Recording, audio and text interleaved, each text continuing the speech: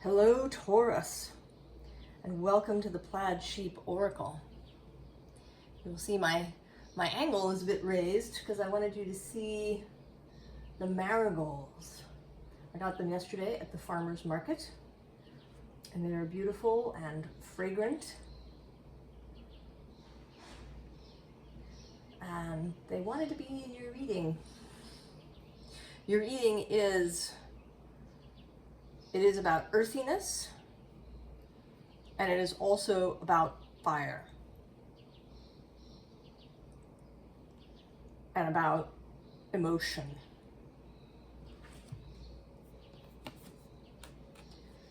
We start with the moon here from the Mystical Shaman Oracle deck.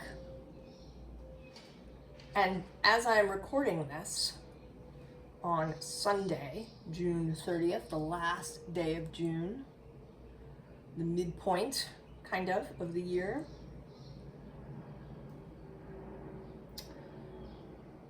the moon is in Taurus, entered Taurus just a couple of hours ago. And the moon is exalted in Taurus. She is an honored guest. So this moon aspect of yourself. And because she's here in the red dress, if you've watched other videos on my channel, you will know that I see the red dress, the red outfit, as a sign of moving from the heart, moving from the place of eros and passion.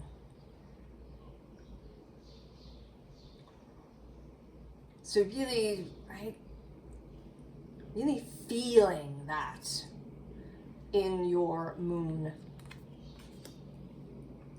Now, interestingly, well, actually, I'm going to start the card at the bottom of the deck, the unseen, is lightning. So either something has occurred or something is about to occur. And it may or may not be an event as such that you could point to and say, you know, this happened. But there's going to be an energetic change. And these things can happen in funny little ways. You can, maybe you can attend an event, or you can go somewhere, and maybe you do something that's out of the norm. Something that you don't normally do. You just step just a tiny bit outside of your normal parameters. And it actually can cause a large change to be set in motion. And that's what this feels like, that something either was or is about to be set energetically in motion. That is going to change, well, it's going to change you, but it will also start to change circumstances around you. How, maybe how people see you, how they behave around you, what you attract. The visible part of the deck is the seer, and I love it together, the rainmaker. And this is totally, I love this, because I often say that the trouble with the seer, right, with trying to see, especially really far into the future, more than the immediate future, is that you can kind of create a future for yourself. You are creating. So, if you're trying to see too far, to delineate too much of what is in the future, but it may not be in your best interest to do so. But if you combine the seer and the rainmaker who is a creator, who partners with source to create something, then these two are a very powerful combination. right? The seer seeing into the present, into the heart, and a little bit into the future, seeing, where is the current energy taking me? Is it what I want? No. Well, then I'm going to step into the Rainmaker energy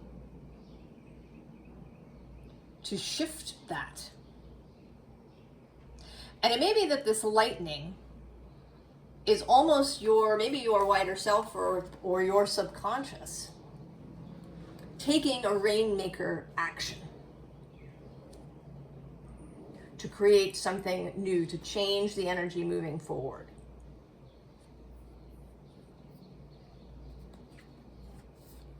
We have the Fish, which is certainly about flow. The moon is repeating there. Also about reading, for me, the Fish is also about reading the room, reading the landscape. The saying is that fish don't know they're swimming in water, but of course they do. The fish, I think, are probably very conscious of the water, of its temperature, of its oxygen level, of the other beings floating in the water, of what else is in the water, of the ripples in the water. Like sharks who can, sense blood in a vast quantity of water.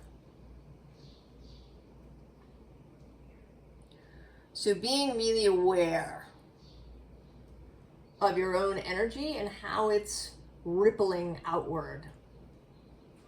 Below this is the Son of Pentacles, the Knight of Pentacles in this deck. Devotion, keeping on, steadiness, certainly very Taurus kinds of words. Mars is in Taurus. And I often think of the Knight of Pentacles as Mars in Taurus.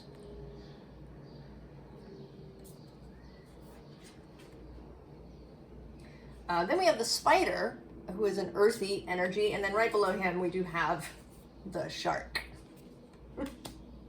showing up for confirmation on your ability to sense that drop of blood, or sense the ripples that mean there's fish.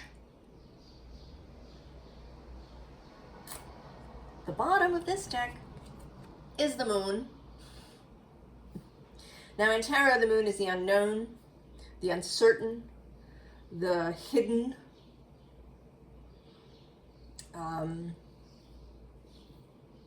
There may be a sense of uneasiness for you, perhaps. Maybe you're uneasy with some of these new skills, even a little bit, initially. Maybe they make you a little uncomfortable, perhaps. Especially if you feel, you've always been very grounded and, feet solidly planted on the floor and practical and pragmatic and these kinds of things. Then some of this really ethereal, feeling in the waters thing might feel a little uncomfortable.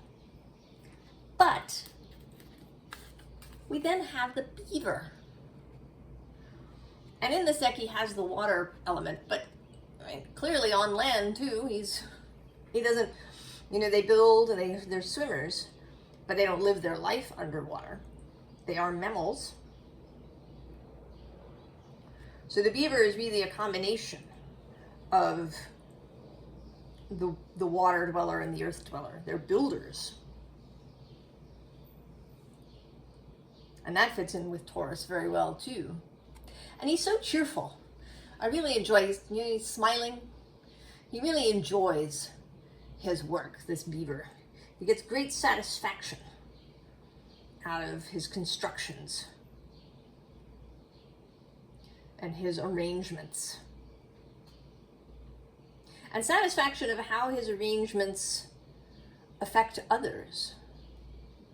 Because of course the arrangements that beavers build that change the flow of water also affect the fish and the insects and other life that comes there. They're an integral part of the whole,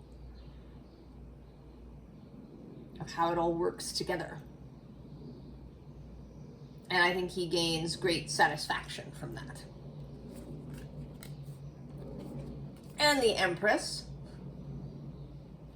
Venus showing up, this Gaia energy, a real, I think you're going to feel this, Taurus, maybe in a way that you never have before. It's possible that previously you've mostly felt perhaps this Knight of Pentacles energy, the doing the thing, arranging, being responsible, being reliable, being pragmatic, being stable, all of these things. But I think that in the coming weeks, whenever you're watching this, you will begin to feel the more Empress aspect of Taurus. The rush of life, the viriditas, as Hildegard of Bingen called it, the greening, the life force energy, to really feel it pulsing through you.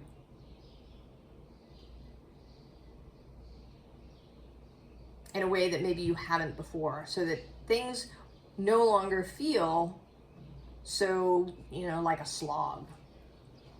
A different animal analogy, that you've been an ox that's been hooked up to a plow.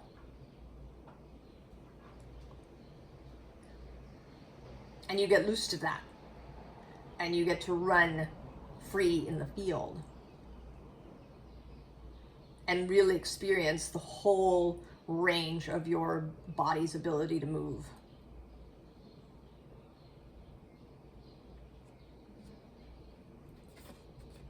So, Ace of Pentacles. And this ace, which has fire at its core. And this is the first little spark. We're going to see more of it, but this is the first little spark of this internal flame that maybe up until this point has just been very little, like a pilot light on a stove, just a little bit.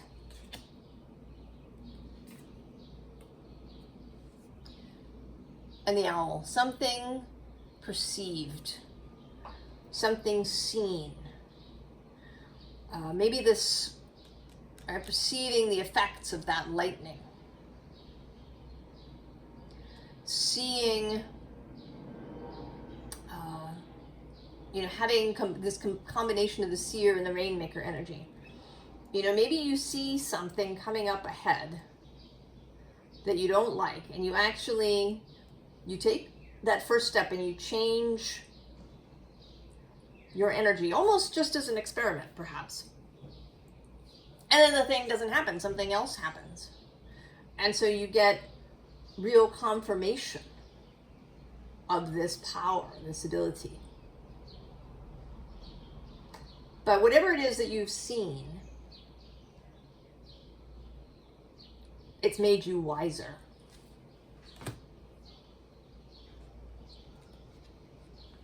So we have the Six of Swords, right? Transition, or not, it's Six of Arrows in this deck. Traveling here by the light of the moon to another destination.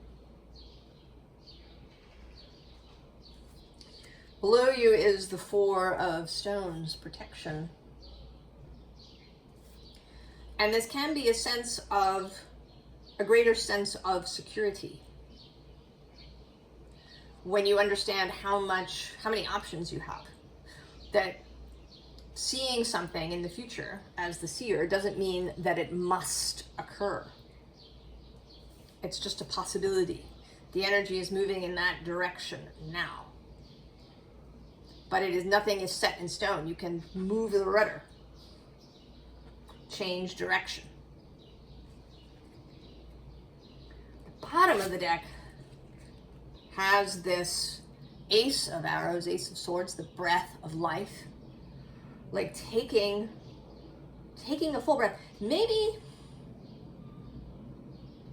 the fullest breath you've taken in a long time. Maybe the fullest breath you've taken in your whole adult life.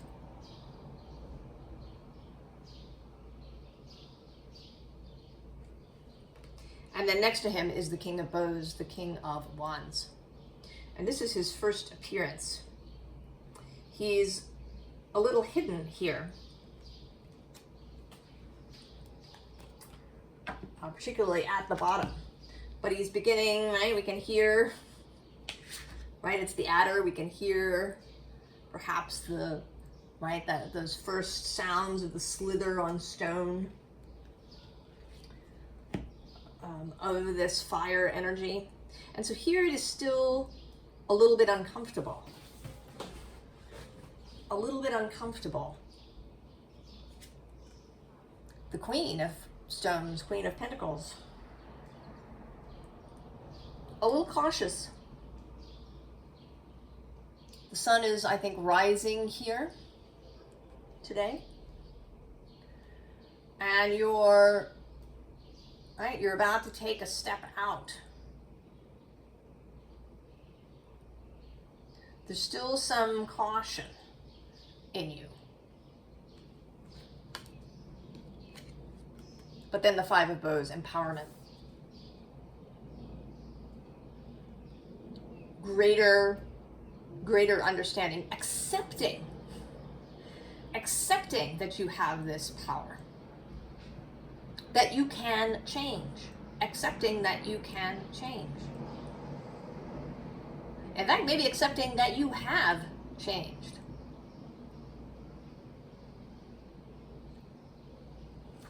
Accepting that you can wield the fire.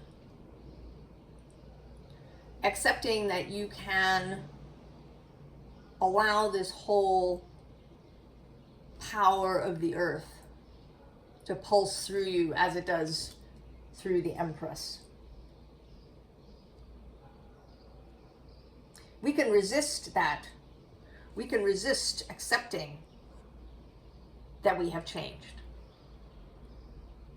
Partly just because it's new and we're not used to it.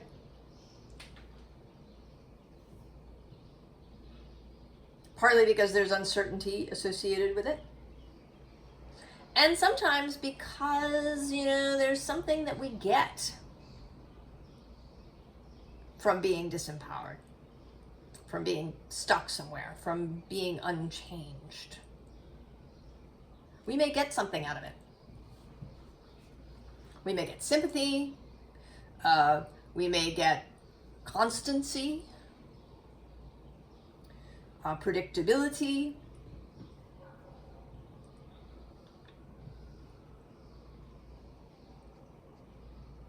So there may be something that needs to be released. Because then we have the Seven of Vessels, mourning. I can't remember his full name. His last name is Martinez. He coined the term mourning the familiar misery.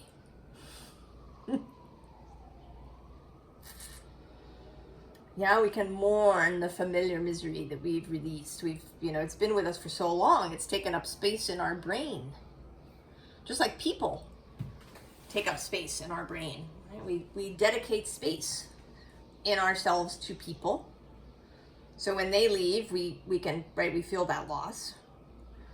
And the same can be true to circumstances or ways of looking at ourselves. So mourning the familiar misery, but you're not going to stay there. Because then we have the sun. The sun of life. So here, it's just rising, and you're kind of tentatively stepping out of your cave, and here you have embraced it. You have stepped out into the full light of day.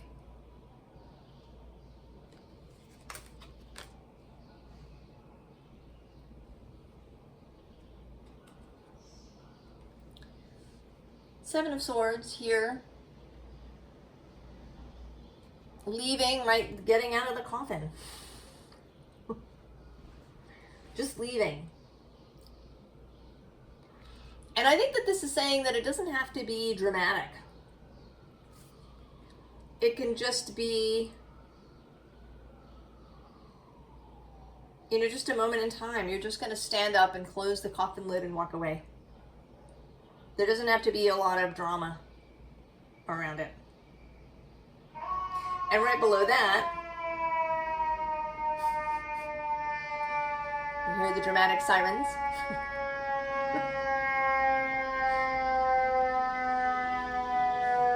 Ooh.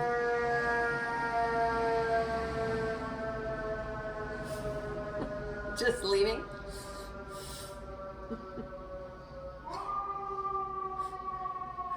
So right below him is the King of Wands. Look, it's coming. And actually below him is the King of Cups, drinking deeply, and the Ace of Pentacles.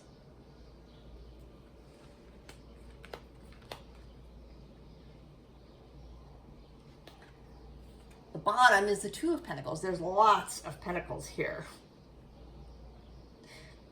Taurus. We don't quite have the full run, but we've got quite a few.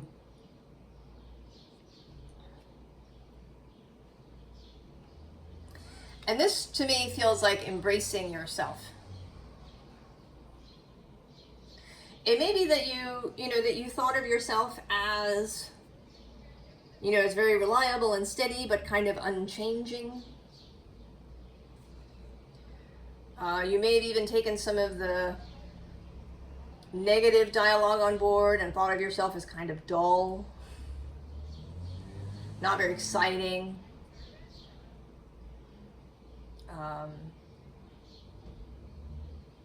reliable, all these unglamorous words. But not only are you going to really love all of those kinds of earthy traits, but you are going to see, maybe for the first time, your other aspects. Your more dramatic, fiery aspects that come with the wielding of power.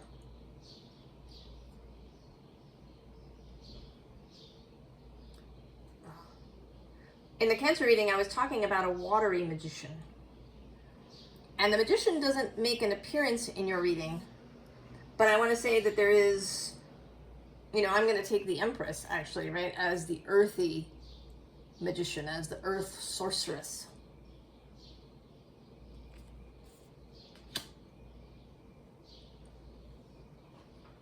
And that inherently has fire in it, right? The magician energy is all elements coming together. And so it is with the Empress, because life on earth has all elements in it. Gaia's creation is all elements.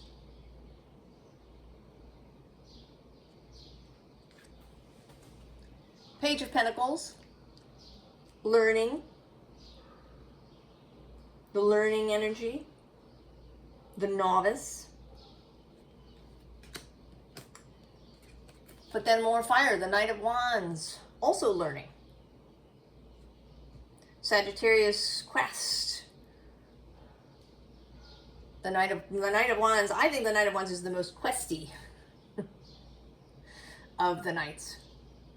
The knight who really will go out and come back with new knowledge that he wants to share.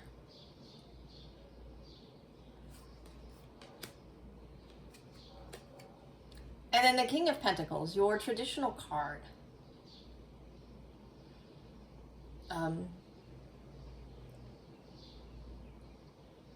Maturity, I want some other word than security.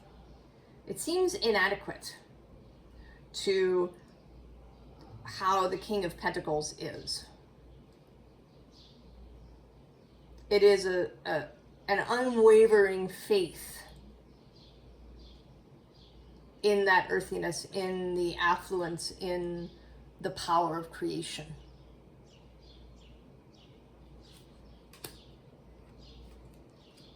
And then the Ace of Cups. Filling.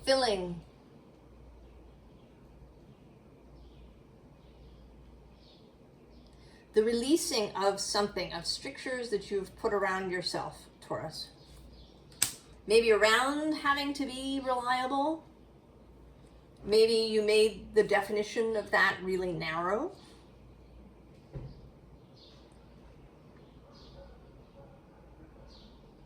Maybe you put all sorts of rules around yourself.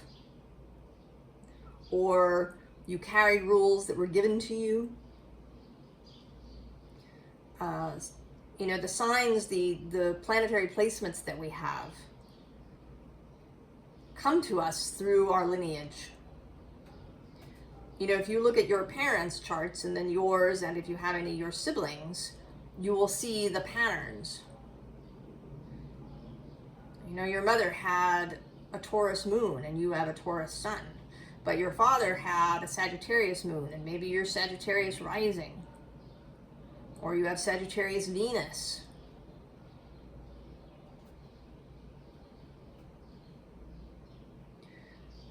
And then your mother's Pisces rising sign shows up, as your moon, perhaps, or whatever these things. So we can receive these kinds of sign particular strictures through our lineage, right? It's a kind of astrological DNA transfer. Astrological inheritance, right? Like you inherited your mother's nose and your father's eyes, you also got some of this energetic stuff.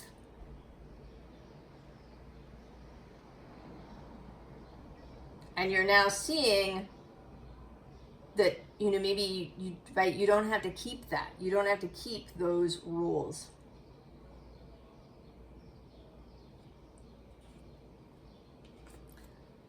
Three of Pentacles, another pentacle, and right below that is the 10 of Pentacles. And this particular Three of Pentacles has I often, when it first shows up, I have a moment where I think it's the Three of Wands because of that flaming flower that's in there. So this idea, right, that the earth grows these fiery, dramatic flowers. Right? The fire that rises from the earth. The bottom of this deck, we have a repeat of the student energy, the student page of Earth. And here with a real connection. That learning may not come through words or anything you read. It might not even, come through events necessarily. That sometimes learning can come, directly up through your feet.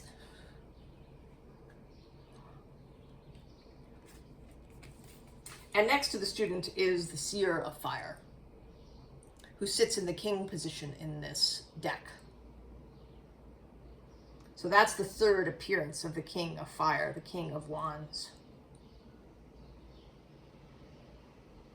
Right, and here, right, with this seer energy, boldness, not just to see, because it is first necessary if if you're looking to change something, or if you want right? If you want the future to be different than the past, to see perhaps where the energy is leading and to be willing to look at that honestly. And then make the appropriate changes and stick with them. And we have that here with the source of Earth. This sits in the Queen position in this deck. More of this Empress, Gaia energy that you have absolute access to.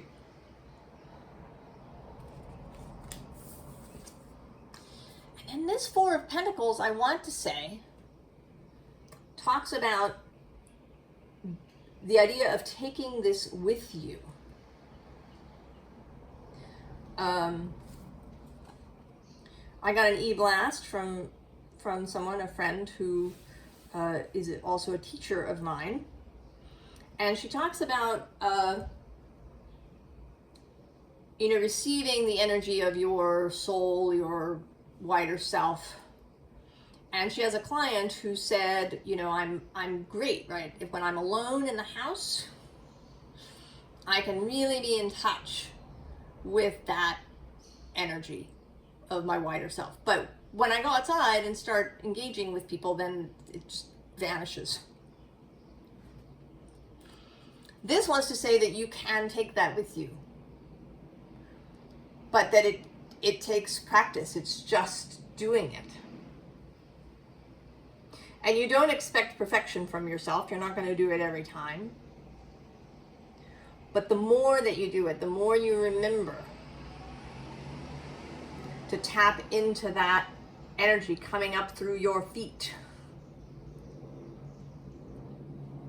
The viriditas, the rising greening. The more you will be able to take it with you wherever you go.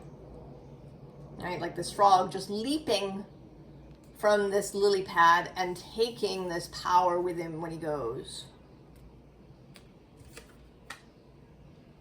He knows he doesn't have to stand on that spot. Six of Cups. Sweetness. The sweetness of it. That this may open up a generosity in you that you haven't felt before, because that can also be a shadow aspect of Taurus.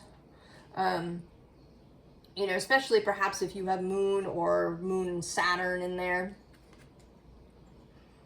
The need to have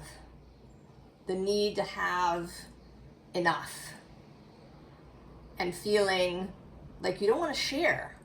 It isn't that you don't want someone to have, but you're concerned that you might not have enough. What if you can't get any more of something and you just shared it?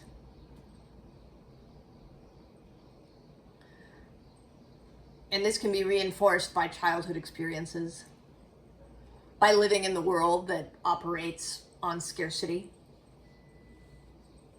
And you don't have to feel bad about yourself because of that, because you're, not as generous as you'd like to be. Some of these things like forgiveness and generosity and grace and compassion, the way to really have these things come out of you is to feel this security of the Empress. Because then you don't have to do those things. You don't have to force yourself into them. You don't have to, work to forgive someone. Once you feel worthy and well and secure, then forgiveness just comes. Because you're no longer afraid.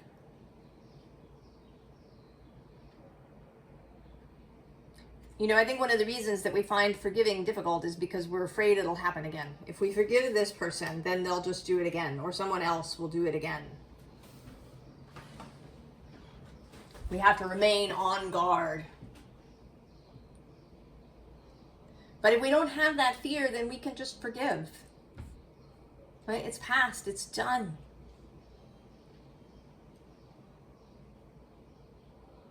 And the same with generosity, that it isn't something that you need to force yourself to, that it just comes naturally when you're aware of this, of the viriditas rising up through your feet.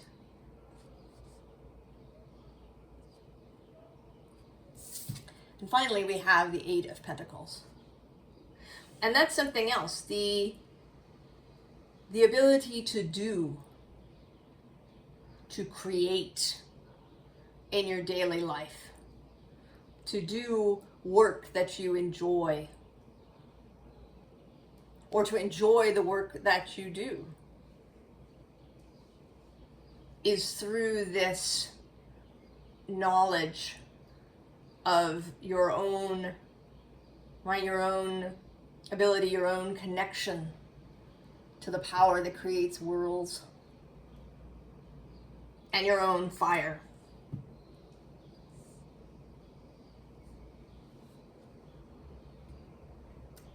Advice.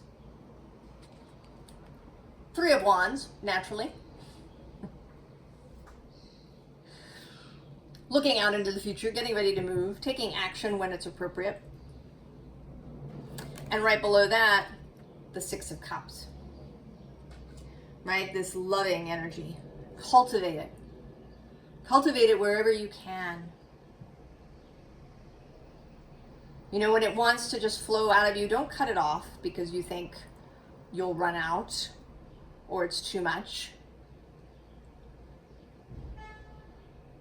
Embrace it, cultivate it, nurture it, water it, so it, you know, it grows exuberantly. Below that, the Three of Pentacles reappears. And actually, also the Two of Cups, relationships, and the Two of Pentacles. Then the bottom of the deck has the Princess of Swords, the Page of Swords. So a little bit more student energy here, focused on learning, maybe on conversation. Learning new ways with that Two of Cups of speaking to people. You know, maybe that's new too. How you speak to people, how you approach things. Taurus, along with the fixed signs, I would say doesn't like to be forced into change. And so sometimes we can resist even that which is in our best interest, because we think that somebody, you know, it's kind of a contrary energy. So being aware of these things, being aware of your own mind and what's happening in there. And then of how you speak to people. And right next to her is the moon repeating. Here as the goddess Diana, the hunter. Right? There's fire there.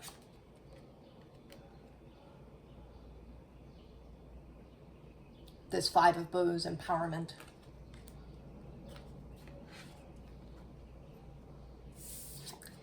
And then we have the Five of Swords. Right? Know when to just walk away. Right? To take the one sword that you really want and that is yours, and to walk away from the others. Just, right? Just your sword. You don't have to carry all these others around. You can engage with them. You can always engage with an idea. You don't have to take it on board. And then there's lots of things that really aren't yours. Taurus does that sometimes too. Aries will sometimes do it. Pick up things that aren't yours.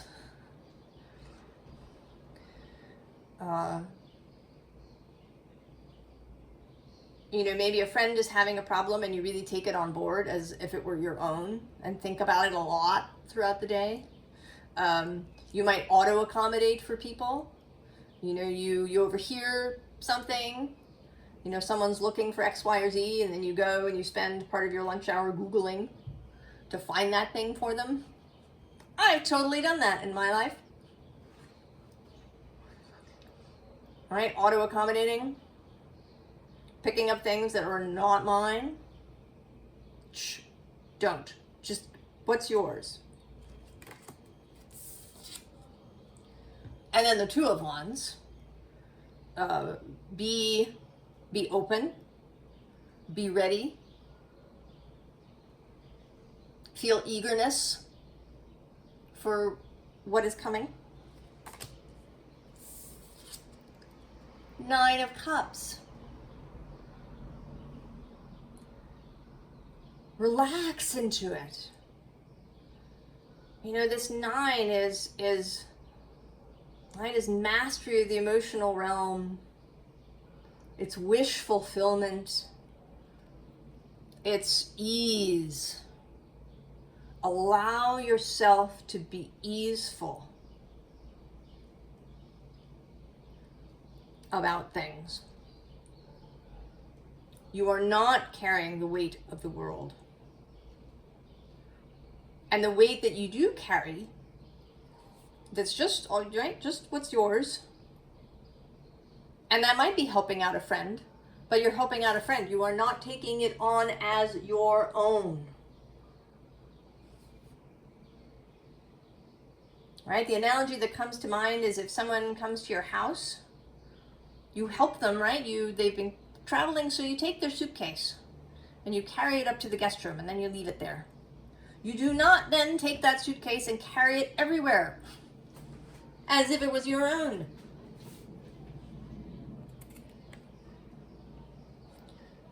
Ease, be easeful. Allow happiness. Allow your wishes to be fulfilled. Now, interestingly, this final card is this temptation card, which is the devil in this deck. But what it's feeling like to me is this being in the flow, right? This fish, shark, underwater creature energy of really allowing yourself to receive all of that input from all of your intuitive channels and from your body, right? From that contact of your feet to earth. And you can maintain that, you know, in your own intention. That even when you're walking around on the floors of your house, even if you live on the 37th floor, that there is an energetic connection of your feet to earth. And so all of that, allowing all of the information to arrive from many different sources, to allow yourself to be immersed and to feel the ripples in the water, right? Feel the disturbance in the force.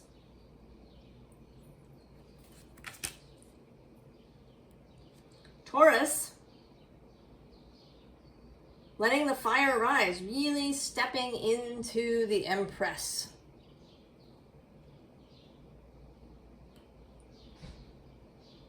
Stepping into the Empress, knowing yourself to be the Empress.